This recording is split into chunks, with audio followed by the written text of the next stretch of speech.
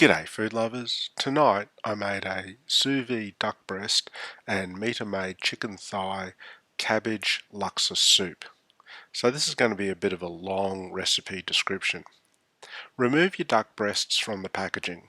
Treat your breasts carefully with gentle handling and touching. Gently rub some iodized salt and garlic powder into your breasts. Don't be aggressive with your breasts. Insert your duck breasts into a vacuum bag and seal it with a vacuum sealer. Raise the temperature in your water bath to 76 degrees Celsius or 169 degrees Fahrenheit, and then put your vacuum sealed breasts into the water bath for 2 hours.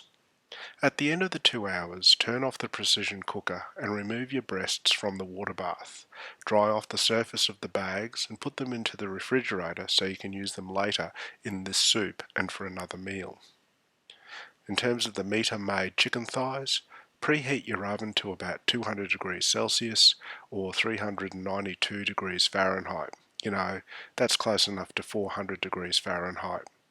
If you live in the USA, Myanmar or Liberia, why not be brave and change to using SI units? You'll find it a lot easier using a base 10 system. You can then join the rest of us living in modern democratic societies. I trust anyone reading this from the USA, Liberia and Myanmar will recognise these words as sarcasm, the lowest form of wit.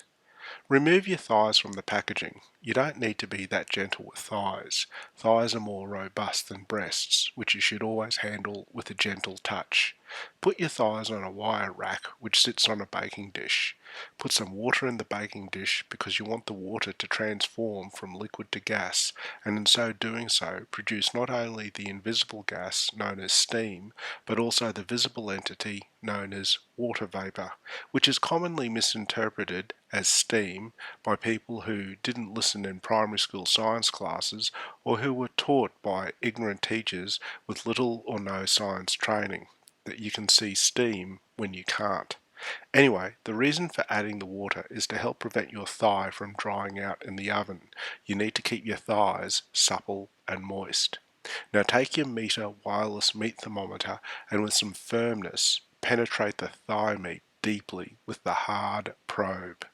Put your thighs into the oven and then open the Meter app and set up the cook. Go for an internal temperature of 76 degrees Celsius or thereabouts.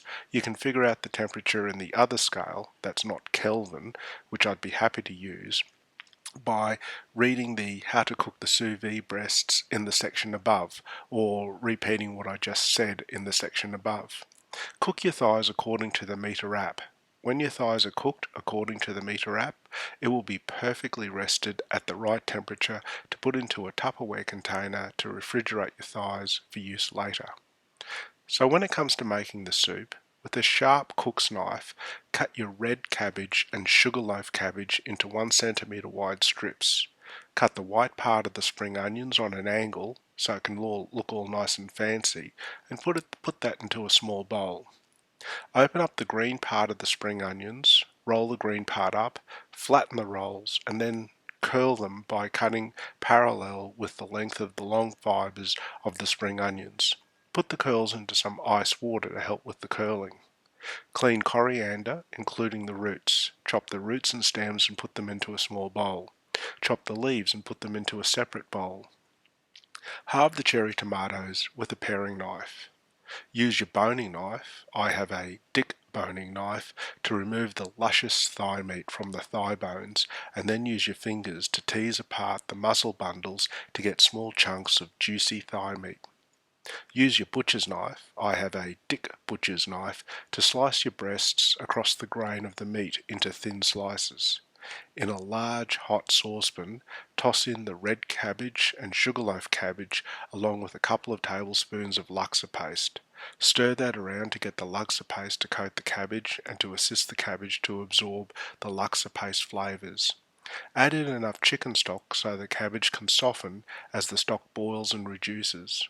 When the cabbage is soft and the stock is reduced, add in enough coconut cream so you have the volume you want for soup, plus a little more to allow for reduction during simmering and flavour enhancement. Add in the juice of about half a lime while the soup is simmering.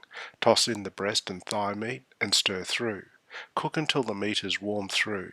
Toss in the halved cherry tomatoes, toss in the chopped coriander stems and roots, stir everything through. Pour the soup into a bowl. Garnish your soup with the angle cut white bits of the spring onion curls, and some chopped coriander leaves. Add some fried shallots if you've got them too. Eat this meal with chopsticks and a big spoon. I'll be putting this recipe on the blog later. I hope you have a great night. Catch you later. Bye.